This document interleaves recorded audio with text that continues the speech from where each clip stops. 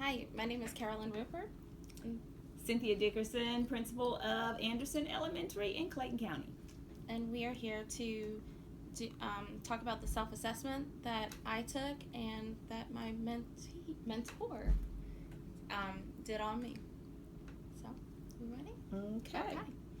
So today we're going to talk about the strengths and weaknesses that you see as my mentor, as a mentee, that I can work on in the leadership position that I'm in, and as I grow. And then also we're going to talk about the differences between the two surveys, and then also some strategies that that I can use to grow as a leader. Okay. So what are some strengths that you see as a leader? Okay. So when I first looked at this, I noticed that it is based on the Leader Keys standards, Yes, of which in your position that you're serving, you are not privy to or evaluated on. Yes, so in filling this out and completing this self-assessment, I was thinking as someone who is evaluated using this instrument, but I know you serve in a different capacity. So there will be some things that you are not responsible for per se, that this instrument covers, but I think there was a classroom perspective and then there was a leader perspective, and some of those kind of crossed over. Sounds good. So in the first section, instructional leadership, I think our ratings were similar. I think you rated yourself in some areas lower than I rated you. I actually thought those indicators were some of your strengths because of the role that you serve with classroom teachers. I think that you are more of an instructional leader than you give yourself credit for. But there were some things that I rated not applicable that you did rate, because I was thinking as a principal, assistant principal's role, and I believe you were thinking as an instructional facilitator. Right. And I was just trying to make this work in the position I was in, and where I know I have room to grow and stuff. Okay. So in the areas of instructional leadership, I rated you 4s and 5s on areas such as utilizing student achievement data, because I know that many times you're meeting with teachers to analyze and review data and make plans, monitoring and evaluate the effectiveness of instructional programs, guiding professional learning communities, which you do a lot of in your capacity, and promoting professional learning for staff, which I know you do. Okay. And I did rate myself lower on some of the things, just because I know that being in this position for the first time this year, I have so much room to grow. And I want to learn, and I want to be the best that I can be. And so, yeah. So we're ready for number 2? Yes, ma'am. Okay. Standard number 2 is school climate, and that is making certain that all processes are in place for developing and advocating and sustaining an academically rigorous, positive, and safe climate for all stakeholders. My ratings in that area were mostly 5s. I did rate 1 for a 2, and that was in developing and implementing a school safety plan, which you don't do in in this capacity. But I know that you have some input on as part of our leadership team. And that's something that I would like to, as I continue on, working under you and everything, love to be more of a part of, and so I can learn it, and when I do move on. Okay. To it. So then let's see. Standard 3 was planning and assessment, and this is the leader effectively gathers, analyzes, and uses a variety of data to inform planning, instructional decision making, consistent with established guidelines, procedures, and goals. And in this one, I believe, I was a little, so for the first 2 or 3, I think I rated not applicable. And I think you rated yourself 3s, and I can see Yes, why, on establishing and implementing standard operating procedures and routines. I was thinking school-wide, and I know you were thinking classroom-wise with the routines that teachers must adhere to for the reading program. So I think that was probably our disconnect there. Let's see, that develops a comprehensive long-range plans and guides faculty and staff to attain goals. You rated yourself 3. I said not applicable. I think, again, that was me thinking as a school-wide leader and you thinking working with teachers to develop plans for their students achievement-wise. So I can understand that as well. Okay.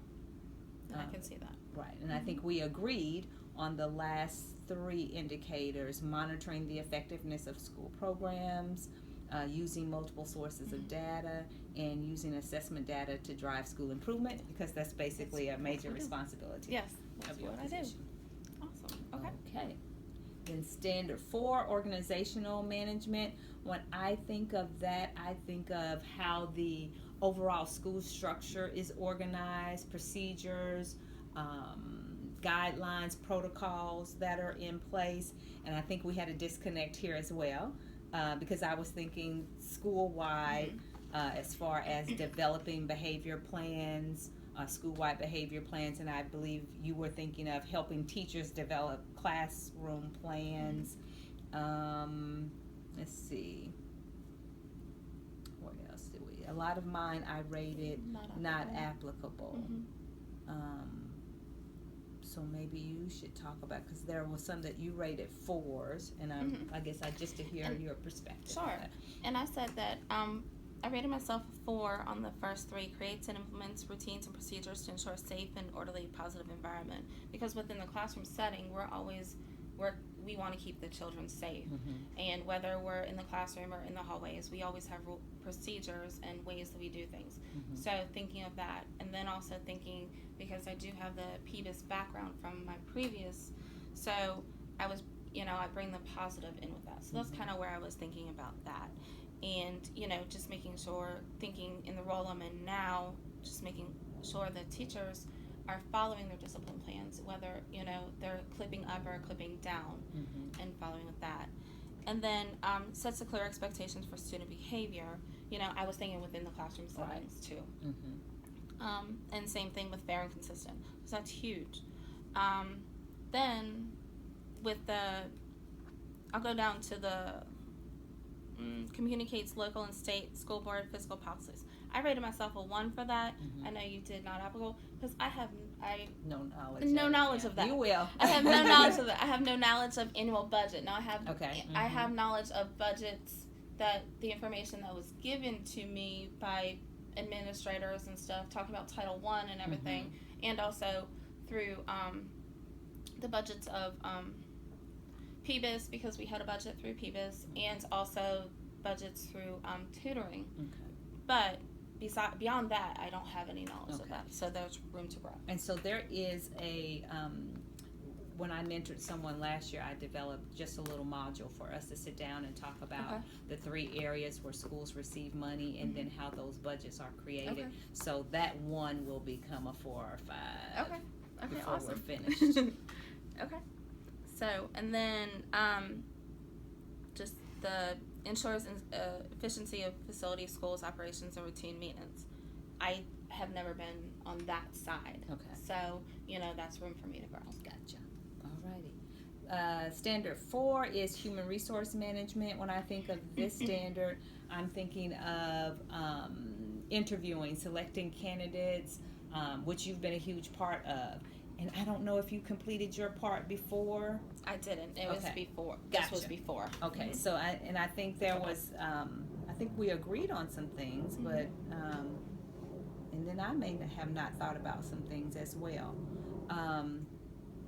Because we have included you on the interview panel, so you've been able to sit in on all the interviews and actually pose questions and help us to decide whether someone is a good fit for our school, and whether we believe that person is going to be an effective teacher or not. Yeah, and through that, I feel myself becoming more comfortable with the interviews, and Okay. also with, seeing, okay, this reading between the lines of what they don't say. yeah, kind of what thing. they don't say. Mm-hmm. So, yes.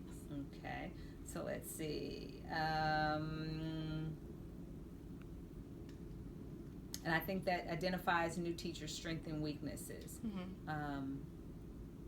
What did you rate yourself on that one? For It's the like new that teachers, identifies new teacher. I did a 4. Okay, so we were on the money with that. Mhm. And I know that you've spent a lot of time in the new teachers' classrooms at those beginning days, and still are, to Yes. make certain that we are providing any coaching and assistance that they need.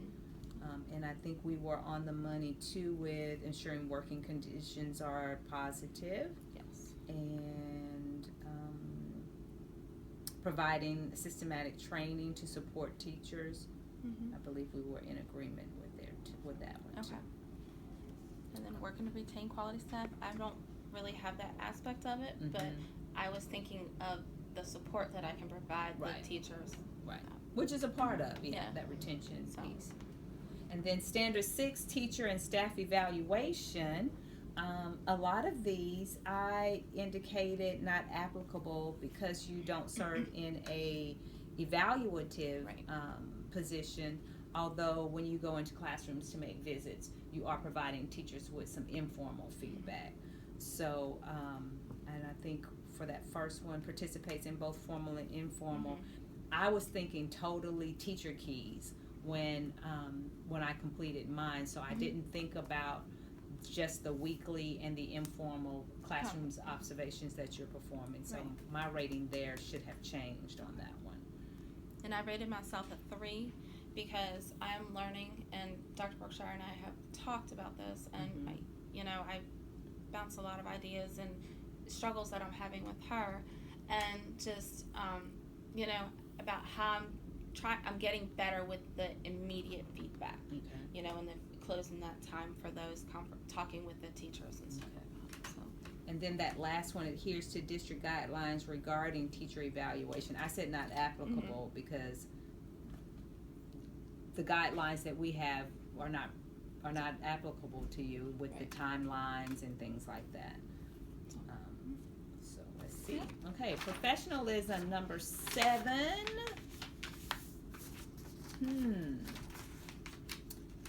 Oh, it's kind of cut off. Okay, so the leader It's cut off. effectively. Oh no, I'm on the wrong one. No, I it's cut can't off read. on mine. Oh, professionalism. Or is it? Okay, here we The go. leader I'm sorry. fosters. The leader fosters success of students by demonstrating professional standards, ethics, engaging in continuous professional development, and contributing to the profession.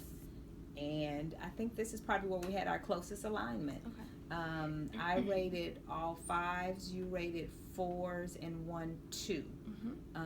And you rated, I think, a 2 on 1, and you've actually been doing that, yes. which was visiting other schools.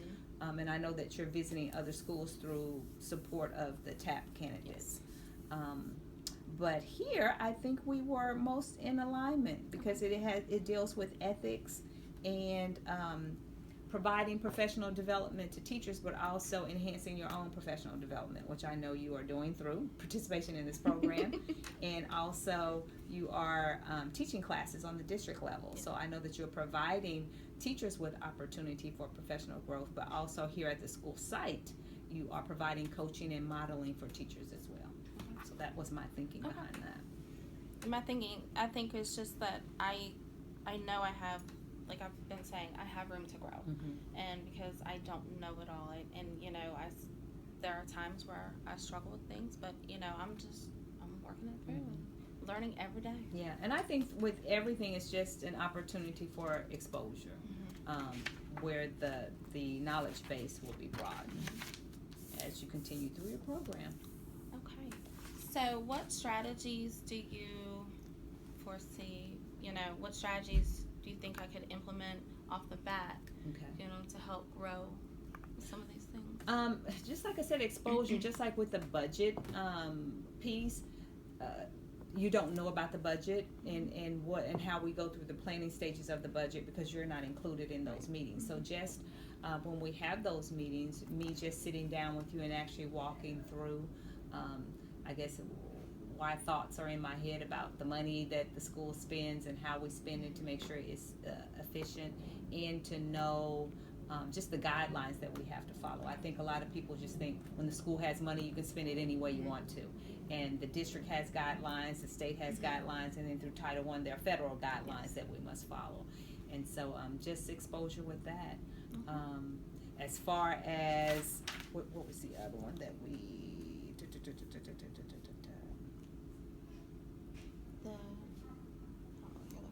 the evaluation piece. I know as a teacher you're familiar with teacher keys, but the other side of it you may not be as familiar with the communication that we have from our district person. So as a teacher the piece of being evaluated using the system, but the management of it and the trainings that we go through in order to make sure that our ratings are comparable throughout the district. So we do that every year. We go through, we have a refresher training where we're making certain that, at school X, everyone is not being rated extremely harsh, and then at school Y, everyone is earning level 4s. Right. So there are actually some state trainings that we go through to make sure that there's inter-rater reliability, that it's at least a little more consistent throughout the district. Okay. And if you could pick one strength and one weakness, because I know we went through and we talked about our differences and everything. If you could pick just one overall strength and one overall weakness, like one glow, one grow, what would they be? My glow would be the instructional leadership piece. I know that primary grades and primary instruction is your love and your passion. So I think that because that is your love and passion, that's always going to be something that you do very well at. I think, let's see, probably a toss between the organizational management piece and the teacher evaluation, simply because in the position that you are now, it's a different perspective of how those are completed. Okay. Well, I thank you for your time, and I look forward to working with you on growing myself as an instructional leader. Same here. Thank you. All righty.